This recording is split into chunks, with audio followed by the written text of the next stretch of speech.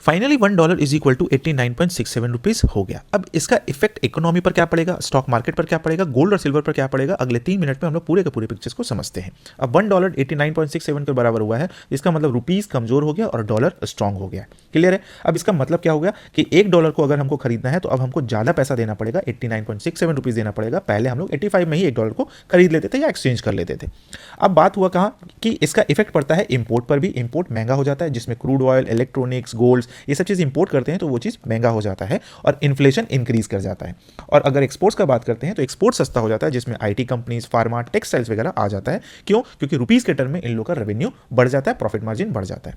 Stock market में अगर देखा जाए तो इंपोर्ट कंपनी और एक्सपोर्ट कंपनी पर इसका इफेक्ट होता है। इंपोर्ट कंपनी में आ जाता है जैसे ऑयल रिफाइनर्स हो गया, ऑटो इंडस्ट्रीज हो गया, ये सब का कॉस्ट ऑफ प्रोडक्शन बढ़ जाता है तो रेवेन्यू घट जाता है, प्रॉफिट मार्जिन कम हो जाता है, तो शेयर प्राइस भी नीचे आ जाता है। अगर एक्सपोर्ट कंपनी पर देखते हैं तो आईटी, फार्मा, ये सब सेक्टर जो होता है ना, वो सबको लगभग जैकपॉट लग जाता है। रेवेन्यू बढ़ गया, प्रॉफिट मार्जिन बढ़ जाता है, तो शेयर का प्राइस भी बढ़ जाता है। ओवरऑल पिक्चर अगर देखते हैं तो ये पूरा का पूरा निगेटिव ही होता है। क्यों? क्योंकि एफआईज अपना पैसा खींचते हैं, एफआईज पैसा खींचेंगे, सेल करेंगे तो मार्केट नीचे आएगा, निफ्टी नीचे, बैंक निफ्टी, ये सब चीज नीचे आएगा और उठा के वो अपना पैसा इन्वेस्ट कर देते हैं यूएस में ही, ट्रेजरी बिल में, बॉन्ड्स में, ये सब चीज में।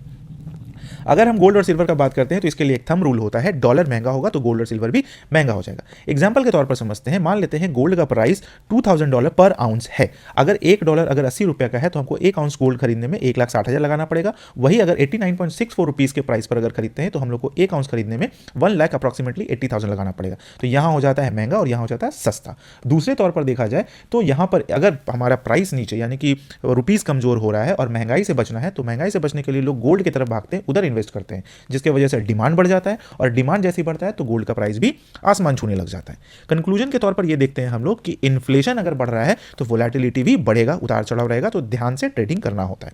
आपके लिए है, आपको कमेंट में बताना है कि आरबीआई को क्या करना चाहिए इस चीज को रोकने के लिए। 89.67 से इसको 88 पर लाने के लिए क्या करना चाहिए आरबीआई को, कमेंट में बताइएगा। और अगर वीडियो अच्छा लगा तो वीडियो को लाइक कर दीजिएगा।